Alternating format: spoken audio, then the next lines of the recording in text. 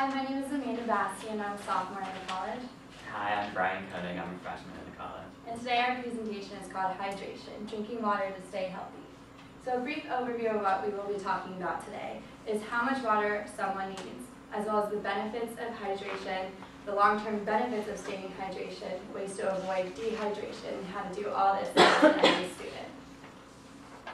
Okay, so daily water intake. So really quickly, we have a little activity that we're going to go through. So we're going to pass out a cup of water to everyone. And so these cups of water, we looked online, and so the average cup, like these red solo cups, are about 500 milliliters of water. And so if you look, so the average male needs about 2.5 liters of water a day, while the average female needs about 2 liters of water a day. And so if all the males in this room consume this cup of water by the end of our presentation, you'll have completed about 1/5 of the daily amount of water that you need to consume in a day, and all the females will have consumed about 1/4 of the amount of water they need in a day. And so one important thing about this is that you shouldn't chug this entire cup like right now.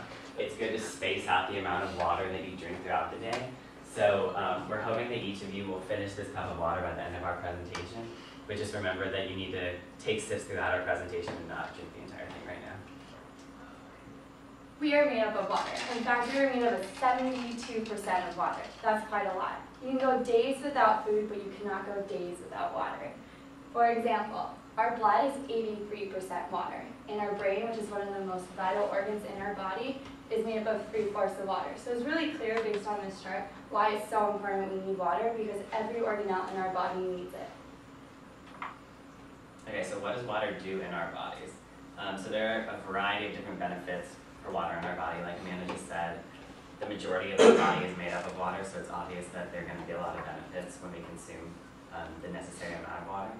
So the first is that it cleanses toxins. Another benefit is that it helps regulate your body temperature. It also helps lubricate joints, and so it'll make you feel more free and more flexible. It can help raise metabolism. It will help dissolve minerals and other nutrients, which will then allow your body to absorb those minerals and nutrients better, which will, in general, just make you healthier. And every organelle in your body needs water, and like Amanda said, you saw that chart. A lot of them are about 75% or more water, so drinking more water can help literally every organelle in your body. Have you been drinking your water? This is a quick reminder that you should be sipping on your water throughout this presentation. So one of the best treatments for a healthy lifestyle is to drink water, exercise, and get enough sleep. In fact, patients with cardiovascular disease, renal failure, show signs of dehydration, which is not getting enough water. Also, being hydrated does help treat sicknesses and diseases such as UTIs, which are urinary tract infections, constipation, hypertension, and stroke, and many others. Okay, so water in our bodies. So there's a number of different ways that we gain water in our bodies, and there's a number of different ways that we lose water. To get water in your body, there's more than just clearly drinking a cup of water or a glass of water. We get a lot of water through fruit and other foods. And so one thing we want to talk about to make sure that you get enough water is that it's really easy to get fruit, especially at the duck. Right after you swipe in on your right, like right when you walk into the dining hall, you'll see it's all the fruit on the side. There's usually apples, oranges, bananas, things like that. And so whenever you can go to the duck, make sure definitely to grab your 2 pieces of fruit that you're allowed to have by the duck maintenance people. And because that's a really important way. It has a number of other health benefits, the fruit does, but also it'll make sure to keep you hydrated along with the water that you should be drinking throughout the day. And so there's a number of ways that we lose water throughout the day, which include breathing, sweating, and urinating, all of which we do throughout the day. But the big one is especially sweating for when you exercise. Now, this doesn't mean that you should not exercise to make sure that you maintain the water that you need. It just means that you need to make sure to stay hydrated before, during, and after exercising, because obviously exercise has a number of benefits that we definitely want you to have, but just make sure that you're staying hydrated throughout that entire time. So in the study conducted by the Journal of Nutrition, they took 25 women and they made 2 different subject groups. One group was hydrated and the other group was mildly dehydrated. And through this study, they hydrated the woman before and throughout exercise, and mildly dehydrated the woman before and didn't allow them to hydrate throughout exercise. And they tested the mood and cognitive abilities of these women, and the results were there was no effect on athletic ability. But, however, there were symptoms of headache, loss of focus, and low mood in the women that were mildly dehydrated. And although the study focused on women, this would apply to men as well. But what I really want you all to take away from this study is that there was a loss of focus in being mildly dehydrated.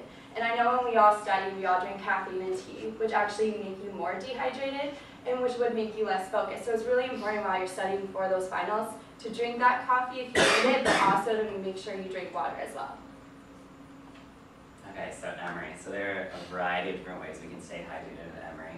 On the left, you'll see this picture of a hydration station. We have these located in the Cox Market and in the Cox Computing Lab above it.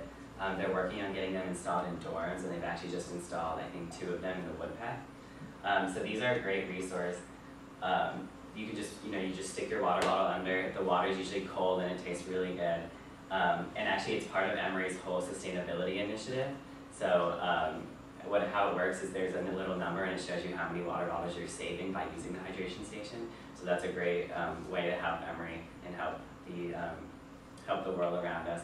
And it's also cheaper because it's free, so you don't have to pay to buy continuous water bottles. You can just buy an Nalgene and refill it. And there's also water fountains throughout every building on campus. I just saw one in Candler when we were walking through. So there's really no reason to stop by and fill up your water bottle between classes and stay hydrated throughout the day. If you have any concerns about your nutrition or if you're getting enough water, there is a nutritionist here on campus in the Student Health Center where you can make an appointment online or through a phone. And so to conclude, we wanted to reiterate that make sure that you're drinking this cup of water that we've given y'all. It's okay if you haven't finished it right now, but just make sure you finish it by the end of all these presentations today.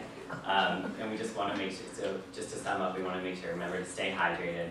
The average male needs about 2.5 liters of water a day, and the average female needs about 2 liters of water a day. And so there's really no reason not to carry around a water bottle, fill up your bottle between classes, and stay hydrated throughout the day. Thank you.